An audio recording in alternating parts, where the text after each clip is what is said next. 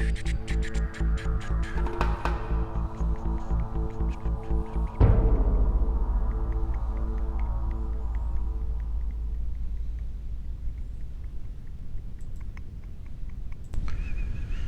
Earth British, Martin Liedtke speaking.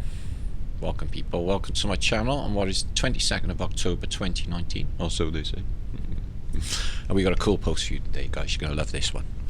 It's highly interesting, loads of good information, usage, and a couple of our favourite topics. Okay, what we're going to look into is the hidden technology and some of the meanings behind happy hats. You got happy hats. Got yours at the ready? Now, what we've long suspected on Flat Earth British, okay, is that the Tatarians of the Golden Age had a lot of happy hats, okay, and the Victorians, the so-called Victorians, okay, they also have a lot of happy hats, okay.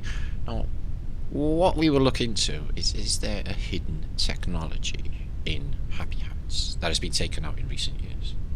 I think you find that there is, okay, and all will be explained.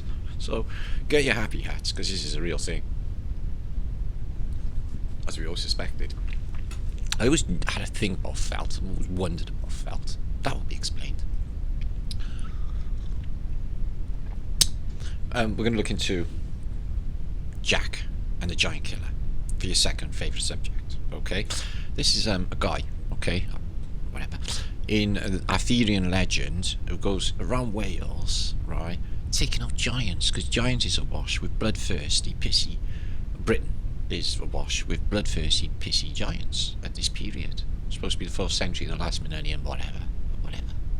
Okay, but they do state that there's Welsh giants up in the 14th century as well in this narrative.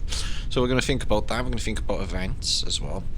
We're going to look at why the Great Exposition of Paris is in situ in the earliest period of 1855. The entire city is completely smashed by apparently the Prussians, and then another entire civilization shows up, and it's all a bit weird and not making any sense whatsoever. That's what we're going to look at, and picks of the day and everything else between. So I'm going to rush through, because I just wasted maybe 45 minutes of my life by forgetting to put the microphone on. Okay, until I noticed. Which is a typical man thing to do. Okay. Stuff. People want stuff. They will have juice. Be a juicy guy. Juicy, proper. Okay? Proper juicage. Okay? Now. Okay. On with the show. So we're going to start with hats. Okay, hats. Now, this brilliant article sent in to me by Laura this morning said, would this be of interest to you, Matt? I was like, yeah. Wow, is it? So it's this. Defelt battery in the Exposition of 84. Now, this is a really good clue, guys. Did I tell you why? No. Felting is a process in which animal furs are made to cohere and form a kind of cloth, okay, without the aid of weaving or any similar process. The finest felt hats are manufactured from skin, such as animals like beaver, otter, rabbit, hares, and muskrats. Now, they show you a rabbit's fur magnified, and it says showing the serrated structure of the fibres which cause them to interlace in the process of felting. So it's very interesting. This is like Velcro. Now, before I go any further, I just want to say that all of these technologies are taken from the natural world. It's because it's all we got here is the natural world. So they are imitating nature or animals. Now, if you think in terms of spiders have little hooks, and the little hairs, and the electromagnetic properties they attract cause levitational properties, which is, if you Google spider looming, you can see that they can travel 1,000 miles across the Brazilian rainforest, hanging there, weave on sky hooks, levitating for all that distance. Is what they do. Scatter beetles. Okay, they have magnetic hairs which attract electromagnetism. Okay, you can literally collect the hairs off of 1 trillion scatter beetles cover your body in it, and you would just fly the fuck around. It'd be brilliant. Okay. And bees also, and many other critters in the animal world use electromagnetic properties from the hairs. Okay, even birds. So the principle of felting was not understood until the microscope was applied and examined to animal fibres. It found that the fibre, whether wool or fur, is surrounded by a vast number of minute teeth projecting obliquely from a central stem. As these teeth were very sharp, they turned into one direction. They presented an obstacle to the motion of the fibre in that direction, but enabled to glide easily on the opposite one. So, a bit like Velcro. So, just an ear of barley, when stalk is placed upmost within the cuff of a coat sleeve, will soon work its way up to the shoulder by the motion of the arm. Okay, so there's a beaver fur magnified and is shrewind the teeth like projections of the fibre. So they've got little, tiny little hairs on them. Okay, when the quantity of such fibres of fur is rubbed and pressed, the fibres made curl slightly by the action of warmth and the moisture. They twist around each other, and the teeth interlaced so tightly as not to separate. So they're making this cloth in a place on Oxford Street in London. Okay, felt. Oh, there's a process with making it, and they include an alchemical substance. So this was passed, as I said, by Laura. Okay, and Heath's Hat Factory. Okay, where they used rabbits, beavers, etc. quality materials. But it was basically got rid of. I'll explain now. Now here's the place. Hat Factory, Henry Heath, which is death, Oxford Street. Now we're going to learn something here you may not have known. Okay? You may not have known. In the mid-1800s, silk was overtaking beaver pelt as a fashionable choice of wearing for top hats. This could only have been a good thing, since working with beaver fur was rather unpleasant, had rather unpleasant side effects on people in factories like the one in Oxford Street. Factory workers soaked the skins in an orange-coloured solution containing mercuric nitrate. Mercury, guys. Mercury. The process called keratin. It's like keratin. Vapours of the mercury poisoned the workers' nervous systems, making them prone to tremors, irritability, depression, paranoia, dementia, and worse. By the time Heath's factory was built, the expression "mad as a hatter" would be in common use. That's where it came from. Mad as a hatter. The mercury in happy hats made them mad. Would have been in common usage. Sadly, the effects of the exposure of mercury were also widely known at the time, and it took a very long time for manufacturing practices to change. So they were using mercury. Now think of that in alchemical terms, guys, what they could do with mercury. Oh, just a footnote, I don't want to get sidetracked, but these are 1850s in San Francisco, and there seems to be a shitload of people connected with my last post. A load of people and a load of old architecture. Okay, and they are really early. Okay, back on with the show now. Happy hats. So this is historical. It's basically the narrative of the secret meanings, but understanding what I just said about happy hats, we're going to think further, like in chiefs, Indian chiefs, feathers. Now, these feathers, these happy hats, they can, because of the hairs, they attract electromagnetism and whatever else. Now the chiefs certainly know this. They get like presented with these things. They don't even belong to them. You know, this is max respect. When they're walking with them, it grabs all the good energies while they're walking, and it changes the environment. Okay, it's an ununderstood technology, but not for long. So starting with number 10 is the fedora, represent female empowerment. Okay, not exactly like the hat worn today, but the fedora was once a costume piece. Okay, and it was significant. It was used by Sandra Bernhardt in this film, and it was female empowerment, known for sexual liberation, and took on role models in the business world. That's when they got all the shoulders got big in the 80s, I guess. So Rain Sigourney Weaver, maybe. Anyway, So that's what fedora probably popularity increased while it retained a masculine image women wanted to claim as their own.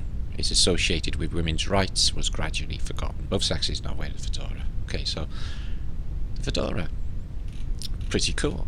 So chef's hats got more going on. If you noticed, they like the little chef has a little flat one. He hasn't got like a big fucking chef's hat because he's got happy business going on in the happy hat. Okay, so chef's hat is actually called a togi or toque. Isn't just part of the chef's uniform. It says a lot about the chef's level of expertise. Okay, there are many different stories about how the modern chef's hat came to be, so they don't really know. Okay, one story, possibly the legend says, the hat's history sketches back thousands of years to the Assyrian chiefs who wore pleated cloth headdresses like their king. Another legend says that it was based off of hats worn by cooks of the Greek monasteries, so the Phoenicians. Okay, so, and then it goes into the modern day of what they think it is, but they don't really know. So this is the best one: Native American headdresses, nothing like you imagine. So Native American headdresses, sometimes referred to as war bonnet, okay, is not to be taken lightly. And while the well-meaning flared style has been popularized popular culture, it was used by the Plains tribes, and by no means the only kind. Anyway, headdresses are typically worn by those who achieve rank of chief. By wearing the headdress, it is not right that the chief automatically receives, nor does the headgear even belong to him.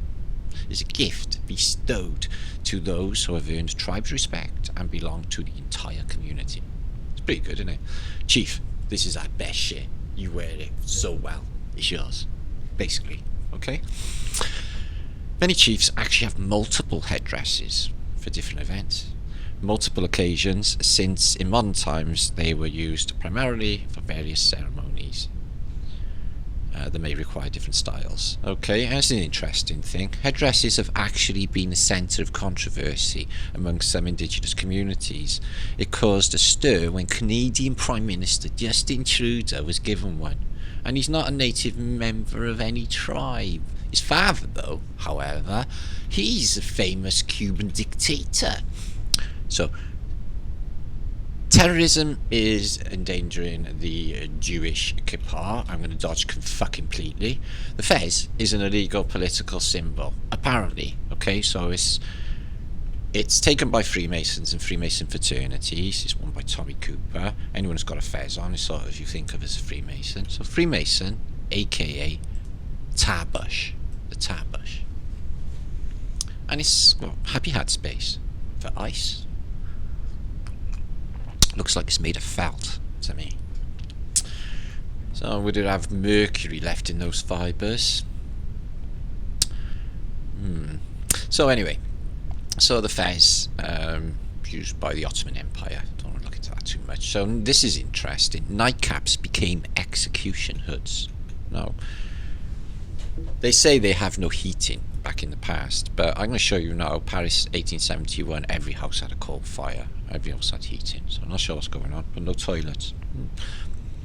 Although not commonly worn today, anyone who's seen Charles Dickens' Christmas Carol is familiar with Ebenezer Scrooge's long nightcap. Due to a lack of modern heating, nightcaps were often used and worn in the past to keep sleepers' heads warm during the cold nights. In prisons, where inmates often couldn't benefit from any heat from fires, it was a valuable necessity. For prisoners destined to be sent to the gallows, though, the nightcap served another purpose. From 1850 onwards, the white hood was provided for those sentenced to death by hanging to hide their faces from the final moments. It's when their eyeballs bulge out, their tongue goes like that, I expect. Prior to this execution hoods, sorry, that's not even funny, you know. Some went without, and yeah, they got to see their eyes bulge out, and not anyone could afford the hat, and the women would sometimes opt for a veil bonnet. Okay, so the next one is most interesting. Top hats once dominated politics. It's not got a very high top hat, but it looks like Benjamin Disraeli actor. So they say it got replaced. So I think like the tech existed in Tartaria, and later on by the 1800s they got the tech out. Top hats went out of fashion when their expense and inconvenience caused lightweight cloth hats to become more popular. So they phased them out, you know. Wonder why that was. I want to get a top hat, by the way. But even after they went out of style for the common man, they still considered considerable influence in politics. So only politicians wore them. JFK, and it's all laced in with Freemasonic bullshit. Anyway, so it's power. So is it this technology and the expense of these hats which gives them these powers? So Panama hats in Ecuador. Okay, now Panama hats, they made in Ecuador, Ecuadorial, and they're famous because President Roosevelt wore one. Okay, and the next is Sherlock Holmes' Deerstalker, where they say this about him. Now, the character of Sherlock Holmes was eccentric because he knew, because he was a genius, and he used deductive reasoning. Okay, elementary, my dear Watson, he knew that he wasn't geocentric, so he was ex-geocentric. Genius, cocaine head. While the character was not normal by any sense of the word, he was always impeccably dressed. So basically, he was a druggie, but he could still get his shit together. This is why the iconic image of Holmes wearing an ear-flapped deerstalker has polarised Sidney Paget's drawing of him in the Strand magazine. But he doesn't really wear it up. He wore it once, apparently. Okay, in the countryside, yeah. So, there you were. And the Pope. Okay. Pope might swap hats with you. Fuck, right off. Why would they do that? Okay. Skull cap. I bet they were really skulls in the past. Real skulls. Definitely. Skull cap. Or maybe they were metal. Anyway, so I had an email, just while we're on this subject of Catholicism, off of a kind subscriber this morning who told me this. She's feeling isolated because she knows the earth is flat. Family don't understand her, so she goes to the church, where she has a confession. Her priest, she tells him in the confession, I'm a flat earther, and I watch Martin Leaker, Flat Earth British, and he drops the F-bomb constantly. The priest told her, don't watch him anymore, and the earth is a globe. So I had a, sort of difficult email to write back to. So it's not as if I said, tell him to go get fucked. But, anyway. So basically, I said to her to ask him to read Genesis again, okay, because I think he might be missing something, okay. So yeah, just dictating, don't watch him, he's bad, okay, and everything fucking else. Ten Hail Marys, whatever. So ooh. Have you had? So part two. So I hope my email went down well. People hold this stuff so close for some reason. Okay. Yeah, get that skull cap well away. Anyway, so this is a book connected with alchemy, and it will show you right the way through. You can have it. It's old. It's cool. Mercury plays a big part in the Philosopher's Stone, the quest for eternal life. And this is basically from the 1600s, Philosophers, Secrets of Secrets. Supposed to go really deep into the alchemical world. It's mind-boggling to read. Okay, it's from January 13th, I-689 to 1900. Maybe it took a year to write, and it's the Metic Arts. Okay, and it gives you the chemicals that they need in Hermeticism, and it's mainly mercury as well, one of the main components of these essences. Okay, but what I do talk about is basically the virtue of the magical magnet. So they're well aware of the electromagnetism. Okay, but in here they talk about events also, as well as profusions of mercury. Okay, so I will link this to you and everything you see. Okay, the metals and minerals, mercury, water, and vapor. It's a big part of the alchemical world. Okay. Some really interesting narratives in here. If you get into the sort of alchemical way, you may understand some of it. I find it quite difficult myself because it's all allegory for chemicals. So, since the first chaos is to be had without any expense, that's nice. Costly only the trouble of digging it out of the mines. First chaos. But it does talk about if, the world ends, blah blah blah. Like just so flippantly as I had to believe. And the serpent, which is a waveform which travels through this place. So it's a fucking epic book. Pass it to you. Mercury, vinegar. And it says, if this Earth does one day cease to exist. Anyway. The universal millennium of the philosophers of the celestial one, without which nothing would live or survive in this world, and also the noble champion who delivers the uncorrupted Virgin Andromeda. That's Greek stuff. Okay, Greek goddess stuff going on. So, and talks about celestial waters constantly. I'm not sure what celestial waters actually are. They sound like the waters above the dome to me, but I might be wrong. I'm not really sure, but it mentions them quite a bit. So yeah, I'll link this up to you. It's cool as fuck. Elixirs. This is it. When our chaos or celestial waters, so is that above us? What's celestial waters? Yeah, above the dome. Has purified itself from its own goal. I suppose that's gross. And palpable body, it's called the heaven of the philosophers, and the palpable body of earth, to avoid empty and dark. It's interesting. So, and the superfluous waters, magnet of salt and nature, and superfluous waters, which are celestial waters. I can't imagine what they are, unless it's like their version of holy water or distilled water. Who knows? It's really, really crazy stuff. But they talk about the age of Earth in here as well, and reset systems, basically. All in here. So knock yourself out with that. Hope you enjoy it. Okay. Now we move on. Paris had an exposition, one of the earliest guys, okay, and it's this 1855. So they have a Crystal Palace. It's massive. They show you engineering, but unlike the Crystal Palace in London, okay, Crystal Palace in the Great Exposition in London, it had in London great oak trees inside these. Can you imagine building a structure over an oak tree and having to build a scaffold over a giant oak tree? I think that the oak trees were literally grown in them, and this is how long the structures have been in situ, is what I think.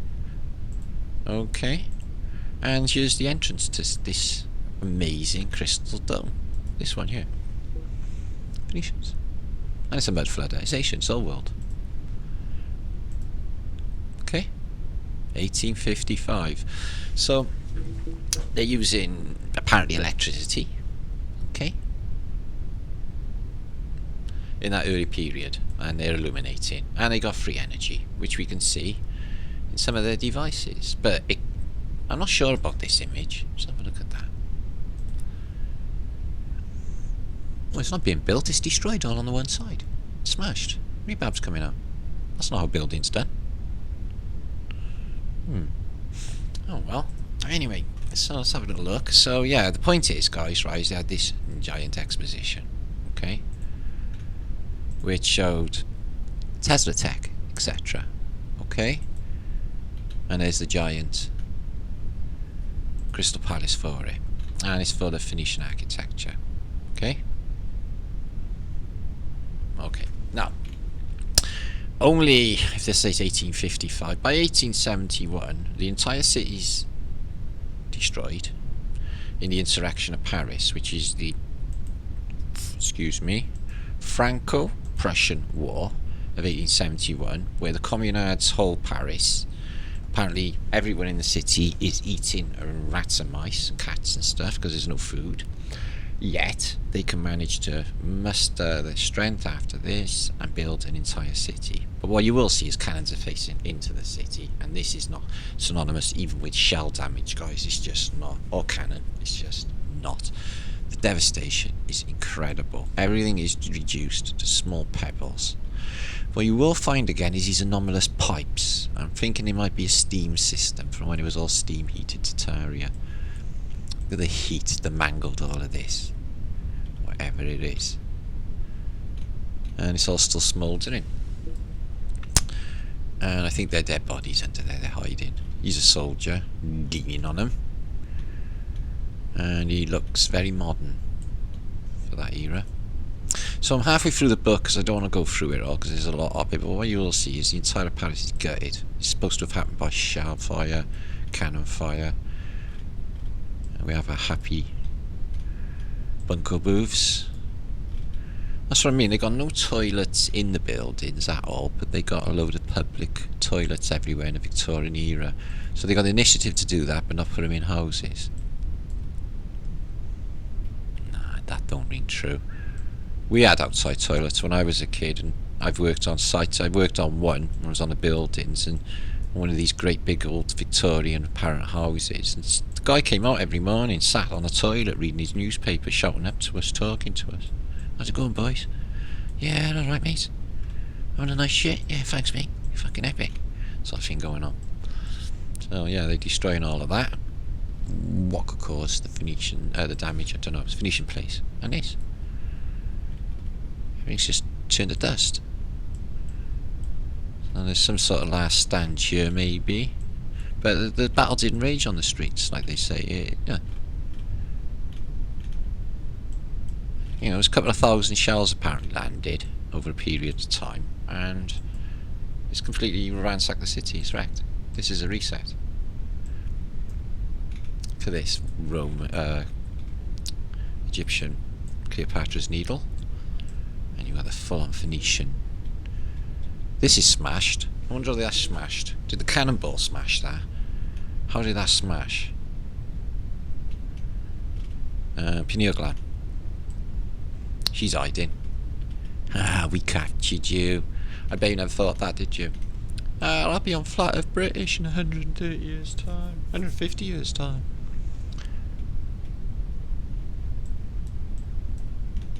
What should be saying in French? That Martin Lidka, he's going to put me. She'll have a lot higher voice than her. That Martin Lidka, he will put me on YouTube. What's this?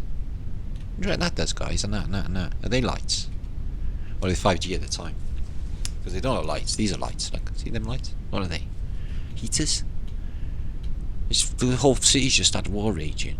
But mind you, they're brilliant, these wars. They managed to miss the palace. No problemo.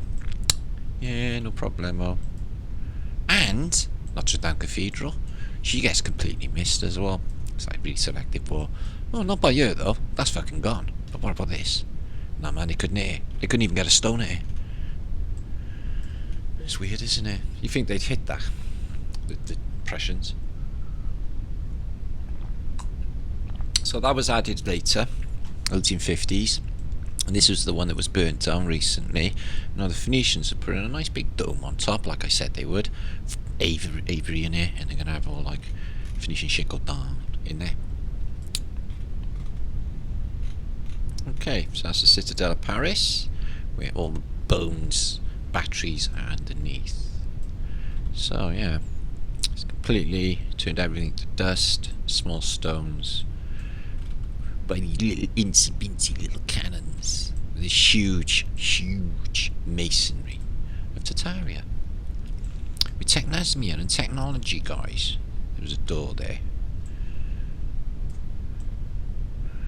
Okay. So, more happy booths. And that's taken some damage, but look at the technosmia, look at the ornamentation. Roof's gone. But everything else, so you just replace the roof and everything else is just dandy then. Yeah, fucking great. So that was alright, that only had the roof off. It doesn't look like a fire either, because nothing's blackened. The windows are still in, so there's no heat to crack them. What would do that? A blast? One big blast would do that.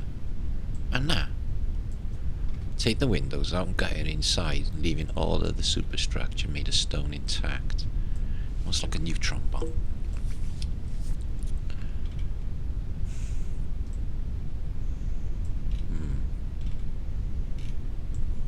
Wow. Faceless Knights. Just the best architecture, guys. That's a pavilion. De Tron. Throne. In the throne. There's not much existing there. Okay, and it's Australia. There. So what's this? So that's taken out. This wall survived, no blackening. So what, cannonball came in year and left all of this. So doors for giants, doors for little people when they coexisted. Fishy.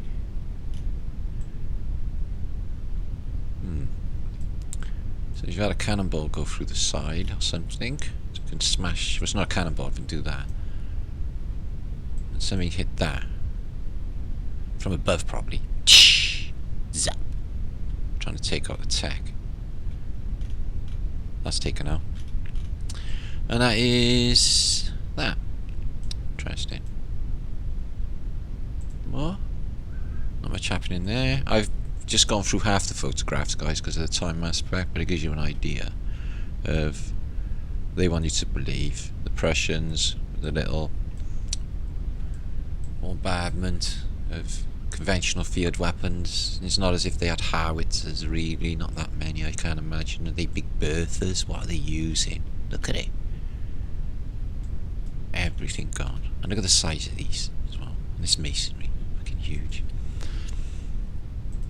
Okay, down by the river, see the boats come racing. So that one took it as well, completely gutted inside. The trees are absolutely smashing. You see that a lot. And this is out in the mud. He's the guard. He's the fence. And some Technasmia device. Looking nothing like Parisian. And unfortunately that thing's out in nowhere. I wonder what that does. It's been fenced off. Why is everything wrecked around here? They put in no path up to it or nothing. Just what happened to this place? Cannonballs don't wreck the ground in that manner. So that's the Star Fort. The Citadel. We're on the outskirts of Paris, or what's left of it. That took a hiding too, apparently. Okay. Yes, I gathered that. So, looks to be glitched up. But anyway, we're going to move on. I'm going to give you that anyway. There's plenty of cool pictures. But fortunately, I've glitched up. I'm still there though. Cool. Anyway, so, there's one here where they show you the Archer Triumph further down. And it is just completely mashed. I mean, it's completely splattered for some reason. Take a look for yourself. There's plenty here to look at in them. And we're going to move on. So after 1871, you get like 19 years later, entire city has been like in San Francisco, completely rebuilt, and they've done this. Okay, they've done this. A great exposition later. This is a cool little article I will link up to you, where they have automatic pavements that deliver you. Okay, moving sidewalks. Alright, got them today? No, you haven't, have you? So you just leave the house. It kills strolling though, and I like to walk, so I suppose it's alright if you're lazy. But not everyone's obese in this day and age, are they? So they'd be good in this day and age. They need strong boards. So all of this is built just for a few years, apparently, of this entire civilization. So what do we think's going on? Well, We could be looking at another Earth on another pond. You know, they've got the Eiffel Tower in Las Vegas. They've got it in China. They rebuilt this shit, don't they? So why have one Earth when you can have two? Maybe another pond. Maybe they repeat this. Or photography existed way further back. We're looking at a completely new reset from the reset before, which is more what I think. And there's an overlapping timeline as well. Eras are merging into other eras where they should not be in the past. Could that be us in the future doing that? Very possibly.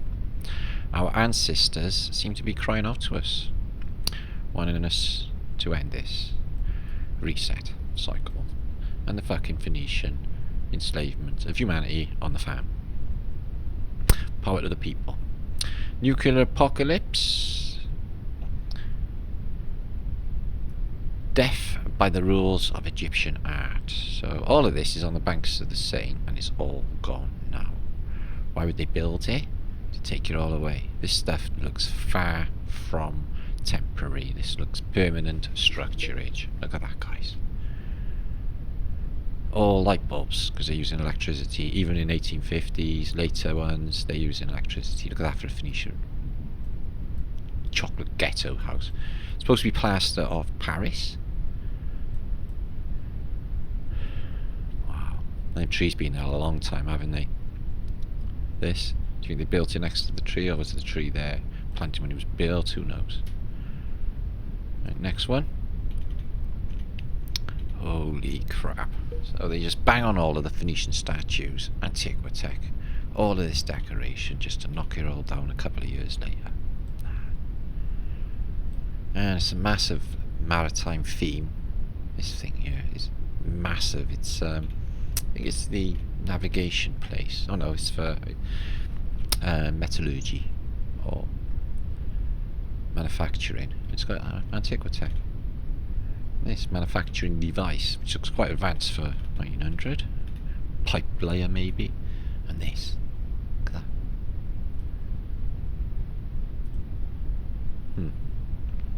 So do you think they were built in 19 years? The trees grew in 19 years, the entire city in 19 years, all this Antiquitech, all this free energy, all this electricity, which just showed you being used, guys. We've got many, many evidences. Phoenicians with their ship. The bows on the building there. You can see a better version now. Okay.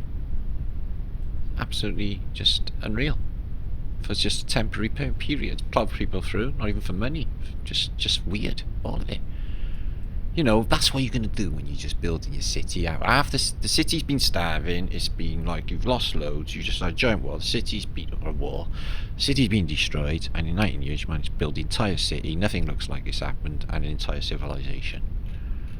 And that, with Technosmia, and Antiquitech, and it's a mud flooder. Just as year before. We don't even know when we're looking at, guys, do we? Yeah, they just repeat the styles. I bet in another reset, you know, not the stupidest reset in history, this one, but in another one, if we don't get out of it, everyone's going to be wearing 1920s clobber, then the 30s, then the 40s, you know, the social engineering clobber. So that's Belgium they rebuilt. Look at that, glowing. That is Bosnian building. So they built something of everywhere in the world. England, stately home. So they just built that just for a couple of years for fuck all. And that, wherever that is, Germany. It's a German one. And I don't know where Domhomi is. Domhomi, no. Denmark, beautiful. I love that. Look at the wood on that. The time that must have been taken to carve all them shells, Phoenician shells. But hey, we just had our city destroyed. We got loads of money. Forget all of the terrible things supposed to be happening in the 1800s. Hey, we're fine. We can build these things everywhere in the world. Hey, no problemo. Look at that. Look at that happy booth. I wonder what's going on with that. That's a well-equipped happy booth. And the Crystal Palace, they had every one with Antiquitech. And that one is, wonder what these do. they're on that side there. Transfer a charge on the bridge. And I don't know what that could be. Eagles, 4 angels, dome, pillars in front, and it's not really defining. Big doors though. Look, even Antiquitech on this. Can you imagine walking down here? The colour, the smell. And the superb architecture. Second to none. Antiquitech. This is Finland. Look at that. Resonator. Tataria.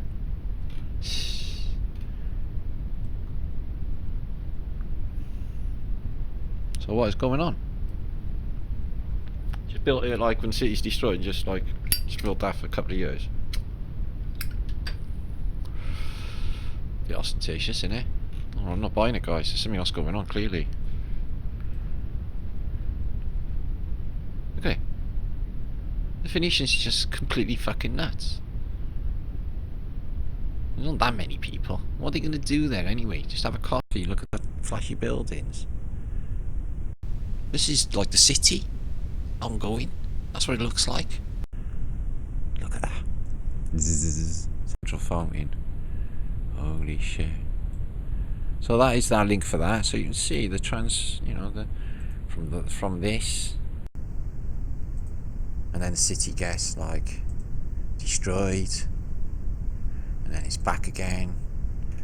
It avoids World War 1 and 2 though. They just start shelling, and they conveniently miss Notre Dame. So no, the best part as well is Jack and the Giant Killer. Cited, didn't you? So please make sure to share this out, guys, and hopefully my YouTube channel, if this, if they get the shit together, will be back in my possession this week. So that will be brilliant. I'll have an epic comeback thing. Right, let me have a look at the time. 8 o'clock. I'm on this app, so I'm gonna have to get on with it. Now, Jack and the Giant Killer is an English, although he's mostly in Wales, fucking things up, fairy tale of a legend of a young adult who slays a number of bad giants during King Arthur's reign. The tale is characterised by violence, gore and bloodletting. Giants are prominent in Cornish folklore, Brenton folklore and Welsh bardic lore. Okay, some parallels to elements and incidents in the Norse mythology have been detected in the tale. The trappings of Jack's last adventure with the giant Galganatus suggest parallels with French and Breton fairy tales such as Bluebeard. Jack's belt was a similar belt. It's in the book The Valiant Little Tailor, and his magical sword, shoes, cap, and cloak. Now, what if the cloak was like the gatherers of static electricity flags that I told you about? You can get to look at this on Science Weekly. This is a technology that exists. We suggest it's existed in the past. What if Superman, because he can fly, has electromagnetic properties in his cloak? Maybe. Batman got one, and he can't fly until he opens it. So has he got electromagnetic properties, like what we just said? Yeah. Anyway, the clock is similar to those owned by Tom Thumb, who's tiny, like a thumb, and those found in Welsh and Norse mythology. So there's a connection there with the Norse and Welsh mythology, and I'm liking that a lot. Okay, neither Jack nor the tale referenced in English literature prior to the 18th century. His story did not appear in print until 1711. Okay, it was a portable and enterprising publisher assembled a number of anecdotes about giants in the form of this 1711 tale. One scholar speculates that the public had grown weary of King Arthur. So one speculates that must be true then, and he got replaced by Jack, to fill the King Arthur's shoes. So he's that epic. So he goes off battering Welsh giants and stuff. So Jack kills Cormaran with a pickaxe in his head. And that is Mount St Michael. There's another one in France, home of a giant. Okay, there's a causeway going up to it as well, which floods. And Thor, who's Greek, Norse mythology, and Rymir, okay, which he fucks up with his hammer, which is a bit of a hammer. And there's the book of Giants, Jack and the Giant Killer, pretty epic, which came out 1744. And there's another happy giant. Okay, he hasn't got a happy hat on though, but he's happy. Soon Abyss Giant of Dorset, probably carved 400 years ago, so probably means we haven't got a fucking clue.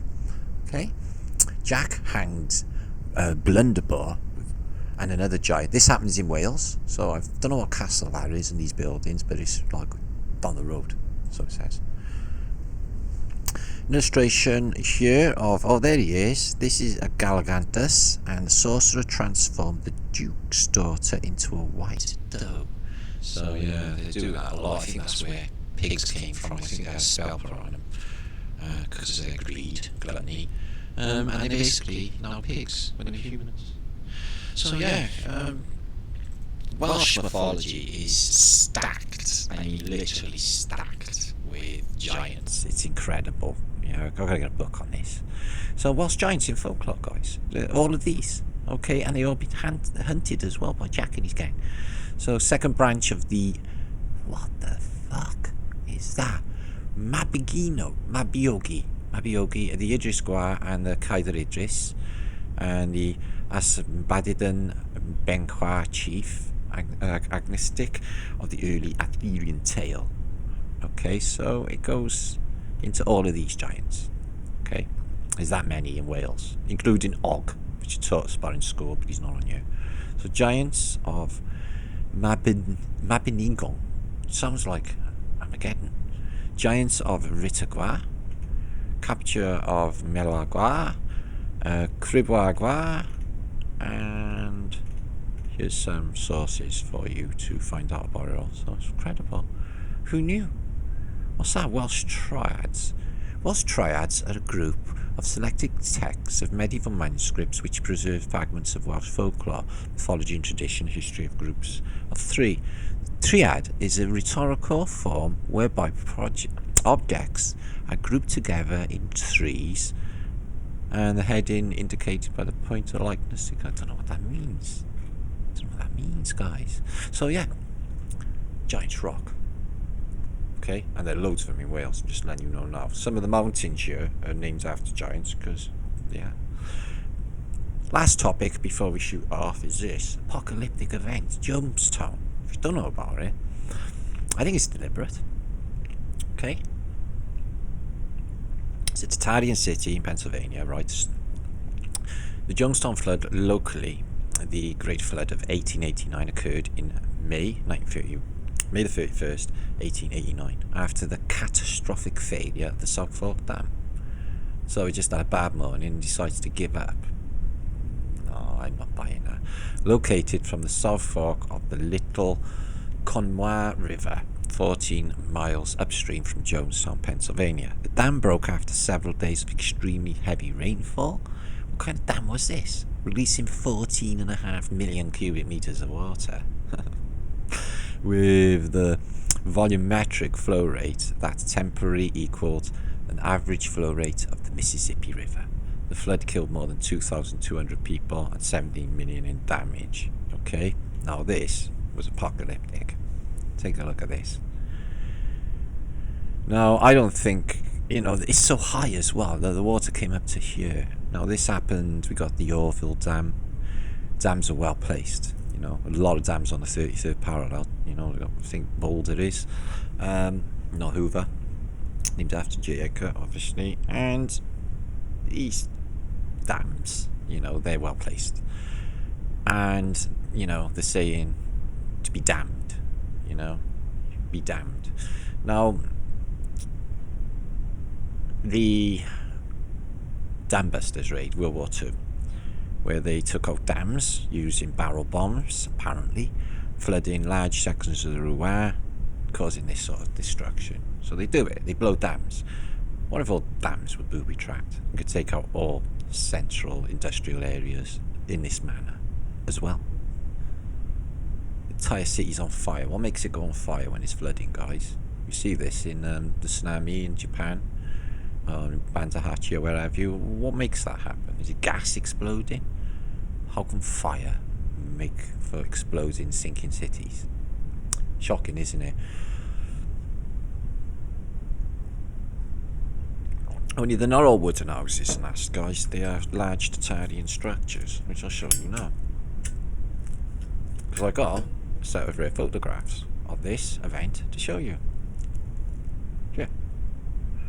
So, this is the Jonestown flood, okay? Now, you may find this shocking that the water was so high. All of this was underwater.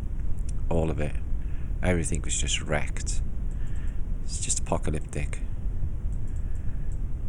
But you can see there's permanent brick structures. It's not all wood. This is a train. And the guy's doing some business. He did alright by you. Best thing ever. But it's still smouldering. So he was probably there before. So look, it literally turns houses on its side. That's a part of a train. So a train's been chucked at it as well. And a tree goes through there. This is going to be my thumbnail. Power of that. Hang on, them trees up there. They look, it might be winter, but they're wrecked. And the military are there, I guess, to keep an eye on the population, and maybe, well, they don't need guns for helping, so it's for looters, isn't it? What are they lined up there for? Everyone's on the riverbank. House is on its side there. Crikey. And as you can see, they are big. It's brick Tatarian structures right up the hills as well. It's a big place. And I'm sorry about that. Don't get upset. Dead dog. But he could be waiting for his owner and might not be dead at all, on the good side. Just everything just smashed, gone. All been underwater. This bridge survived though. I wonder how old this bridge is, if this is 1889. Excellent arching, really strong to survive that. Trains are on top. But look at Tataria in the background. And what are these? You see these everywhere, these pipes. So it was that high that it deposited a cat up on the hill.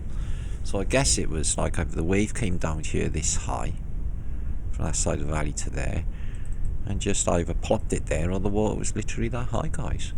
I suspect that it was. And there's the fire still going.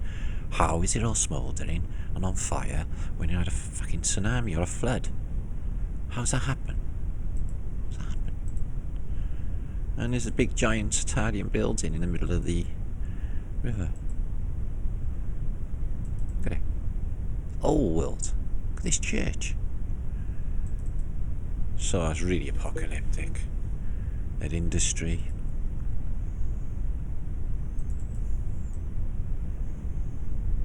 Just crazy. That must have been one fateful day. Enough power coming through this way. I don't know what that is. To smash this building. He's managed to get away with it, but put a train there. He's pushed a train over. And that's Jonestown flood. If you're not aware of it, you are not pretty apocalyptic. Okay, we're moving on. We're gonna get on. Now, my book. Now, this will be out next month. My publisher's been sending emails out to all of the people explaining about the clusterfuck, really military-style virus that wrecked her computer, scrambling parts of my book, and the painful process to stick it back together again and everything else. So it's put us back a month. So, but maybe good, because I get my channel back, and that will help no end. So the book is a big deal, really, and it's basically... it's earth-shattering and mind-blowing, and it is too, guys, it is. So, there's been a fair few hundred, 250, 300, something like that, pre-orders. You'll be getting them soon, okay?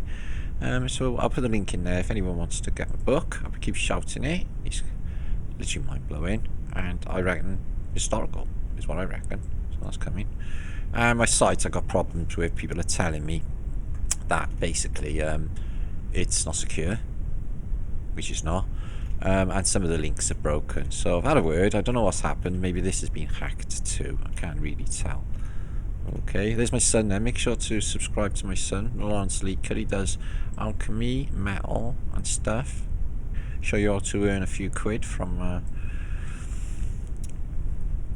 stripping computers. I'm coming back now.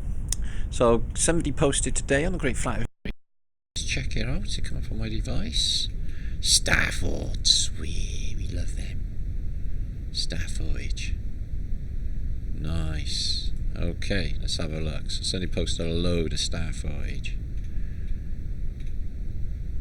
That's a nice one.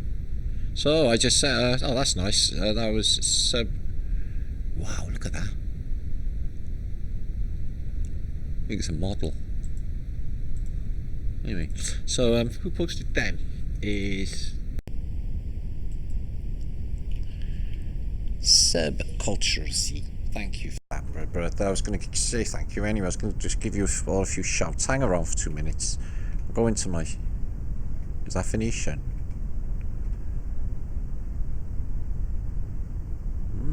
Thank you, friend. Yes, it's Phoenician. Very, very good snack. Love that, love that. So let's have a look at that. I've seen that a few times. Pretty cool, pretty cool. Okay, now this is where I was going to just upload my video. Excuse me, my channel. And we can see what's going on before I shoot off and upload this for later on. So there's my last video when I show some footage. It's been re-uploaded by Plain True For You. I really thank that guy. Thanks so much for uploading. Also Germany, it's basically a German channel as well, that I noticed come up on my device, has also posted this as well. I appreciate anyone's happy to, I'm happy for anyone to mirror or you know, please share these out. Okay, as with this video. This was me on Saturday with Mel, and with UAP last week as well. Hope to do some more of them soon with UAP. I got other guests as well. I'm just finding the time as well. So I'm going to come back. Hopefully that was all. Peace and love to you all. Very, very epic for you to join us on what was a really beautiful day in the UK. It was just powerful day today, beautiful day today. So grateful for that. In fact, grateful for all. Okay, peace and love, gratitude. Okay, and if you need me, matt@elitica7gmail.com. I think that's it for today, and I will see you in chat for this. Make sure to subscribe, make sure to share. Okay, peace and love to all. Be good. Okay. Oh, before I go, I've basically blocked a few people from my channel who I thought were friends and pretty cool, who've showed themselves to be nothing but shits. Okay, just remember, man has amazing fucking memory and time. Okay, it's timing. Okay, just bear all that in mind. Some of you will know what I'm saying, other ones don't even worry about it.